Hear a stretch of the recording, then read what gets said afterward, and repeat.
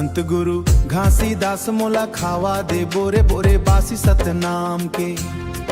मोला पानी पिया दे अमृत धार सत जय सतनाम के। मोला पानी पिया दे अमृत धार सतनाम के। बाबा सतनाम के जोत जले मोर अंगना मयाज। मोर मन के अंधियारी ला दूर भगा दे यार। उदिया जय सतनाम नुदिया। भोर बिहान मन जैत खाम चमके सफेद पताका हवा में लहराए।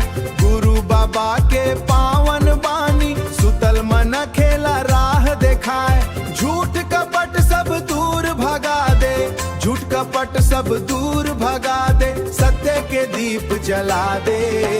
संत गुरु घास मोला खास दे दास मोला खावे बोरे बासी सतनाम के। संत गुरु घास मोला खास दे दास मोला खावे बोरे बासी सतनाम के। माटी के खुशबू गांव के बोली सतनाम गुंजे गली गली। दुखिया मन के बने सहारा गुरु बाबा मोर रखवाली। दुखिया मनी के बने सहारा गुरु बाबा मोर रखवाली। मोला पानी पिया दे बाबा मया भरे गंजल के वो। मोर मन के अंधियारी ला दूर भगा दे पल भर मन। उदे बाबा सतनाम के जोत जले उदिया। ना कोनो ऊंच ना कोनो नीच सबो मन के एक समान।